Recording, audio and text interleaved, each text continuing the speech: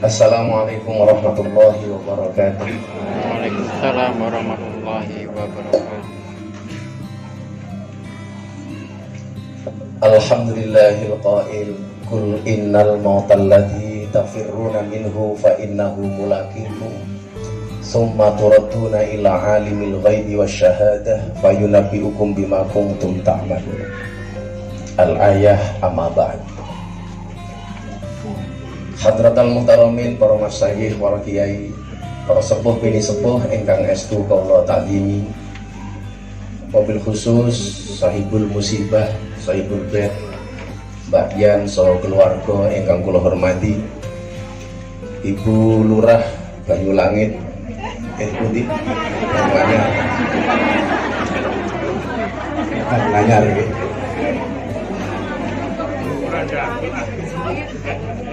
Lah kula mboten ngertos ya. Gusti Gunawa saha para rawuh rahimakumullah. Allah dawuh wonten Al-Qur'an, Kul innal mautal ladzi tafirruna minhu fa innahu mulaqikum. Katakanlah, yang kematian itu kamu lari darinya, fa innahu mulaqikum, maka sesungguhnya kematian itu akan mendatangimu, akan menemuimu. Kula gadah konco seniman niku telu, cedak sedanten. Meninggalnya semuanya umurnya hampir sama, cara meninggalnya sama. Yang pertama, almarhum Bugiakso, cucune Jenderal Sudirman. Ramadan tasik ngaji kali kula, Hamin 1 lebaran saya berangkat ke Taipei, saya ada pengajian di Taiwan, saya ditelepon, Dimas di mana? Saya berangkat ke Taiwan, ada pengajian bersama teman-teman TKI. Ndang kundur kula kangen kali jenengan. Pagi harinya beliau masih sholat Id, siang harinya masih menerima tamu, malam harinya masih bersama anggota keluarganya nonton film di bioskop. Malam hari jam 11 dahar rawon, masuk kamar tidak ada, mendadak. Yang kedua, juga sahabatnya almarhum Mas Didi Kempot, almarhum Ki Entus Susmono, Bupati Tegal. Setiap sebulan sekali beliau datang ke tempat saya untuk ngaji kitab hikam. Habis asar beliau masih pengajian, mendadak masuk rumah sakit juga tidak ada. Dan yang ketiga, hari ini yang sama-sama kita hadiri, Mas Didi Prasetyo. Umurnya hampir sama, 52 masuk 53. Makanya nyuwun sewu, itulah saya sering mengatakan umur niku rahasiane Allah. Mati syaratnya tidak harus tua, mati syaratnya tidak harus sakit. Mila senajan tahu Pak Kiai luwih tua tinimbang Gus Miftah, Gus Miftah luwih tua, luwih enom daripada Pak Kiai, bisa jadi sing mati Pak Kiai dia. Bisa jadi. Dan kula niku nak ketemu kali almarhum Mas Didi Kempot niku terputi-puti guyon. Saya sering mengatakan tak dongake nggih Mas Didi Kempot panjang umur. Amin. Tegese wong sak donya mati Mas Didi Kempot urip dhewe. Ampun ngoten to, Gus. Biasa. Karena memang terakhir saya ketemu beliau di Kendal, Bayan ya, di resepsinya Gus Alamuddin, putranya Mbah Dimyati Kendal. Kita juga guyon. Bahkan waktu itu gara-gara banyak poster, ada bahasa santri ambyar, ada bahasa sobat ambyar. Pas Mbak Ian itu nyanyi, saya ngobrol berdua sama almarhum, beliau bilang begini, kok api ya Gus ya? Apa kan Mas? Film santri ambyar versus sobat ambyar. Niku bahasa yang kemudian sampai hari ini saya ingat. Sesuk digawe paten niku sih, sobat ambyar versus santri ambyar. Saat itu beliau mengatakan sama saya, Gus, dalam waktu dekat saya kudu tampil meneh ning pondok.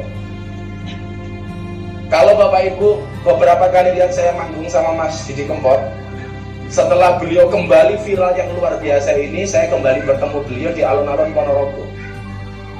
Saya ingat betul waktu itu sekitar bulan Juli atau bulan Juni sebelum beliau kembali viral. Saya ditelepon siang-siang, Gus, kula kali konco-konco kru niki nembe nonton YouTube jenengan. Waktu itu baru rame-ramenya viralnya berita Gus Miftah ketika mengislamkan Deddy Corbuzier. Beliau telepon waktu itu, mbok kula didongake to Gus, men viral kaya jenengan. Saya manggil beliau ini kadang-kadang Kang Mas, kadang-kadang Om. Nggih tak dongake muga-muga jenengan viral. Beberapa kali kemudian di pondok dan alhamdulillah sebulan kemudian ya Mbak Yan, Allah mengangkat derajat almarhum begitu luar biasa. Sampai hari ini nyuwun sewu, perusahaan, lembaga, institusi itu tidak keren kalau tidak nanggap Didi Kempot. Nggak keren.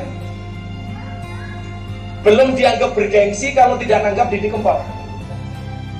Sampai kadang-kadang saya guyoni sama beliau, Om, napa Gus, ono isu jarene jenengan ora iso mlaku. Lah ngopo? Soalnya kekeselen bareng liwati sewu kutok. Ini gojekan saya yang sering saya sampaikan kepada beliau. Maka kemudian ketika kemarin saya harus berangkat ke Jakarta karena saya ada undangan Pak Menteri Perhubungan harus masuk kantor. Pertama kali setelah beliau kena corona dan akhirnya sembuh, saya baru masuk hotel, saya mau tidur. HP saya penuh dengan telepon WA yang mengkabarkan beliau telah berpulang. Sampai akhirnya 2 hari 2 malam, karena saya merasa begitu tahu beliau, saya tidak tidur. Karena saya nggak bisa tidur, nomor 2 dikejar sama wartawan tentang kepribadian almarhum. Saya teringat dengan apa yang disampaikan oleh Mbak Maimun Zubair. Beliau mengatakan apa? Salah satu ciri orang baik itu meninggalnya hari Selasa. Bapak Ibu masih ingat Mbah Mun meninggal hari apa di Mekah? Selasa. Saking cintanya Mbah Mun dengan hari Selasa, pondoknya Mbah Mun itu diliburkan hari Selasa. Dan hari ini kita menjadi saksi bagaimana kemudian Mas Didi Prasetyo dipanggil oleh Allah juga pada hari Selasa. Dan luar biasa di bulan Ramadan.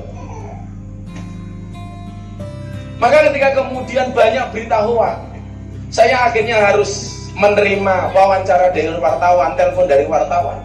Karena hati nurani saya terusik. Saya bilang sama Mbak Yan, saya terusik. Kenapa? Ada foto hoax disebar di media sosial. Orang berada dalam keranda, kemudian menggunakan jas, menggunakan dasi, seolah-olah itu almarhum Didi Prasetyo. Bapak Ibu pernah lihat? Akhirnya mau nggak mau harus saya klarifikasi. Karena pertemuan terakhir saya dengan almarhum di Kendal, beliau mengatakan, Gus, besok kula dikancani umroh. Besok kula dikancani umroh. Maka ini karena sudah niat, maka umroh beliau ini menjadi wajib, Mbak ya. Artinya baik keluarga maupun saya besok kalau saya berangkat umroh, saya niatkan untuk umroh badal almarhum Didi Prasetyo. Karena beliau bilang sama saya, Gus, besok kula dikancani umroh. Ini akhirnya beliau berpulang pada hari Selasa, satu hari yang dikatakan baik oleh almarhum Mbah Maimun Zubair, dan kembali pada bulan Ramadan. Kita nggak bisa minta. Maka saya meyakini ini adalah tanda-tanda bahwa almarhum adalah orang baik. Orang baik kembali pada hari yang baik, di bulan yang baik, kembali kepada yang maha baik. Dan saya meyakini almarhum ditempatkan di tempat yang sangat baik. Amin.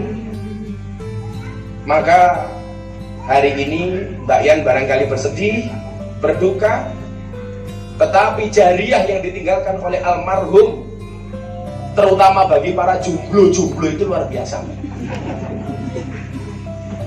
Dan akhirnya kemudian lagu-lagunya almarhum ini menjadikan pengajian saya bersama anak-anak milenial itu banyak kuat-kuat ambiar. Saya telepon-teleponan sama beliau, Mas, aku ini gara-gara sering ngomongin lagumu, saya ini oke kuat-kuat ambiar ya Mas. Contohnya apa Gus? Menikahlah dengan yang gemuk, janganlah menikah dengan yang kurus. Kenapa? Karena orang kurus hanya fokus kepada perasaan, tidak fokus kepada penampilan. Hanya fokus kepada penampilan, tidak fokus kepada perasaan. Maka berurah santai saja berurah. Jadi kalau berurah dikatakan dasar lemu, jawaban berurah ora masalah, aku lemu mergo mangan sego. Daripada aku iku gawane mangan kanca, ngono bener. Enggak, saya harus membuat Mbak Yan tersenyum. Saya nggak mau beliau ini berlarut-larut setiap WA saya atau DM saya di Instagram. Anak santri saya nggak berhenti Mbak Yan untuk mendoakan almarhum. Tadi saya belum berangkat ke sini, kita bersama-sama doa 7 hari untuk almarhum. tak belengke ingkung songo Mbak ya. Karena saya dulu pernah diskusi soal ingkung dengan almarhum. Maka saya bilang sama istri saya, tadi pagi saya panggil, Beb.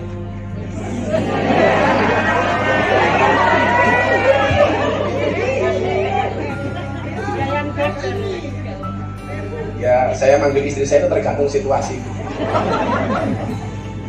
Tapi yang jelas, saya selalu sering bilang sama almarhum itu ceritanya, Gus, kalau ayu, sorry mas, saya laki-laki yang setia. Karena saya punya prinsip, lelaki yang hebat bukan lelaki yang mencintai banyak wanita, tetapi mencintai satu wanita dengan banyak cara. Yo, aku ngomonginnya mergono wartawan lah.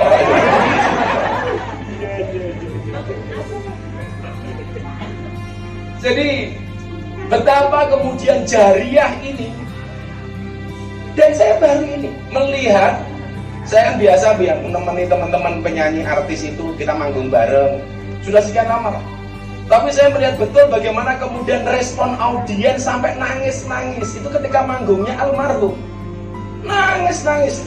Aku biar guyon sama beliau, begitu tenang apa pas itu, kok kayak ambiar-ambiar itu.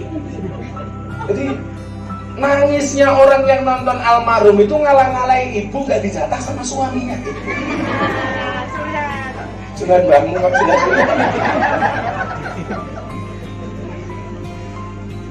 Ini fenomena itu.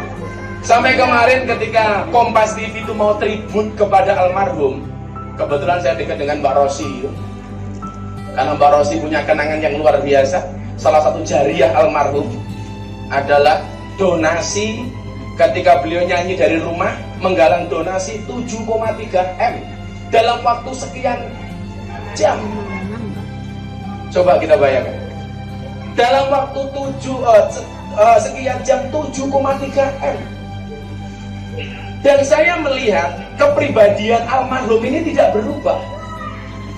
Sebelum kembali viral seperti ini, biasa-biasa saja. Dan setelah viral juga biasa-biasa saja. Nomor HP-nya ditelepon masih biasa, ya diangkat. Setiap kali beliau punya kerentek telepon saya ya biasa, nggak berubah sama sekali. Beliau mengatakan, matur nuwun ya Gus yo, jenengan dongake kula terus. Iya Mas. Artinya apa? Kafa bil mauti wa'idun, telah cukup kematian itu memberikan nasihat. Memberikan nasihat. Saya ingat betul kalau beliau ke pondok, kalau Mbak Yan masih ingat. Diaturi masuk ke rumah itu beliau melangkah-lekaran di depan rumah saya. Padahal jamaah yang datang ke pengajian pondok saya itu orang 10.000, orang 7.000. Beliau duduk di depan rumah, kelekaran sama jamaah waktu itu, foto-foto sama jamaah. Gus, kula njaluk kopi teng mriki mawon. Betapa sederhananya seorang Didi Prasetyo.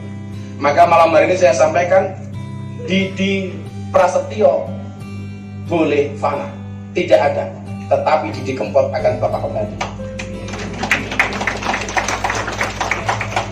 Akan tetap ada. Orang yang tidak paham bahasa Jawa terhibur dengan lagu-lagu beliau. Saya punya kawan dari Batak, melu nyanyi pamer bojo. Kamu paham? Enggak paham, tapi menghayati. Bagaimana Bu Lurah yang paham coba? Kalau Bu Lurah sukanya lagu beliau apa Bu Lurah? Suka semua. Kok gilman toh dulu? Atu kayaknya itu ya. Maka kita berdoa bersama-sama kepada Allah Subhanahu wa taala.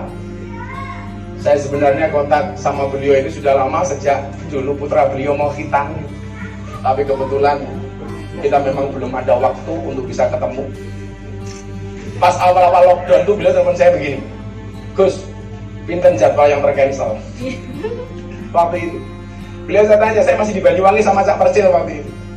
Lah Om, berapa Om? Sampai sekarang Gus yang sudah tercancel 17 jadwal. Itu awal-awal kita lockdown.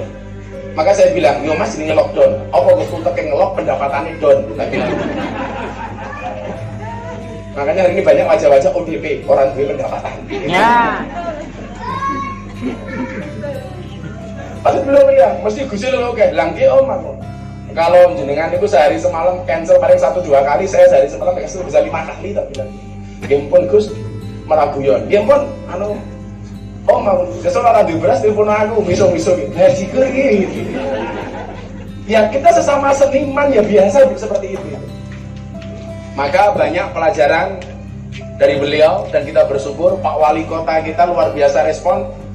Yang saya dengar beritanya insya Allah sebentar lagi akan didirikan patung untuk mengenang almarhum di stasiun balapan. Luar biasa ya.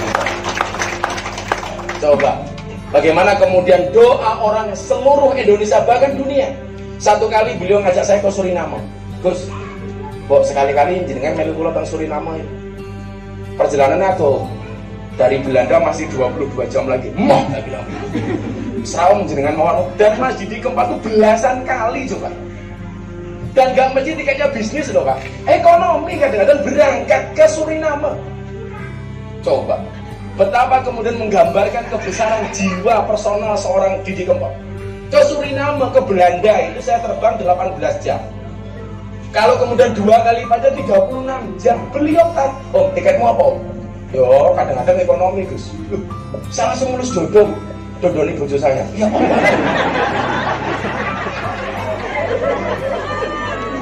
So meneng aku Mbak Yan dulu seneng banget.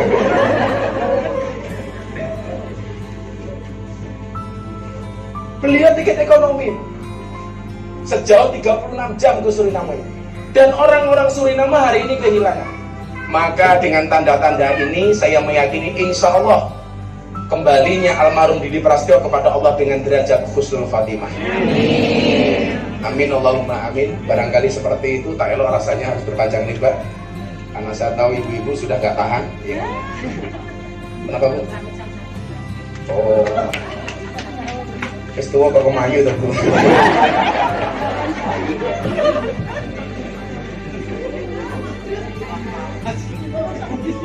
Yang bilang masuk pasti jomblo itu Pak. Santai saja Mbak. Allah menciptakan manusia berpasang-pasangan. Betul? Itu artinya kalau kamu tidak punya pasangan, jangan-jangan kamu bukan manusia.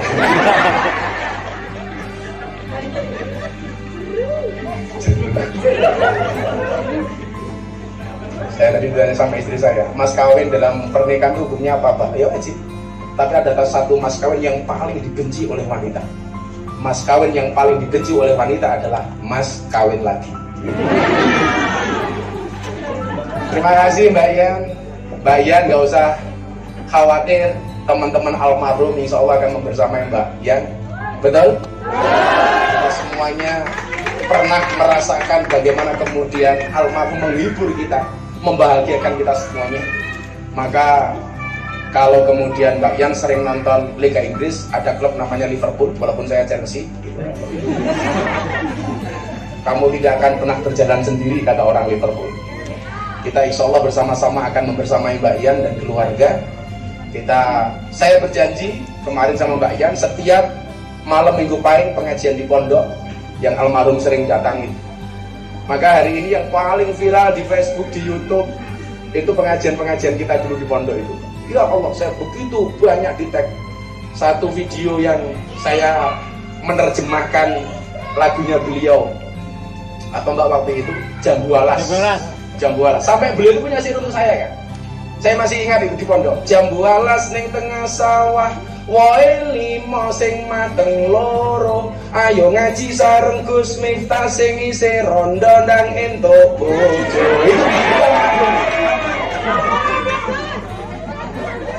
Pak Amin lu semangat banget baca.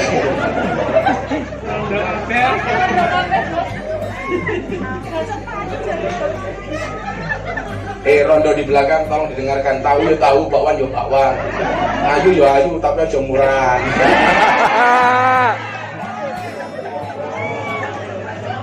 Itu beliau ucapkan pertama kali tahun 2018 di pondok saya. Sampai akhirnya kita menerjemahkan ngajinya masih di Kempat, judulnya Jambu Alas. Itu dari beliau, saya ingat betul itu. Maka sekali lagi Mbak Yan, jangan khawatir, insya Allah kita sahabat-sahabat almarhum akan membersamai beliau. Dan saya janji setiap malam Minggu Pahing pengajian saya di pondok, pasti akan ada Fatihah dan doa untuk almarhum Didi Prasetyo. Terima kasih. Allah alam bisawab. Assalamualaikum warahmatullahi wabarakatuh. Waalaikumsalam warahmatullahi wabarakatuh.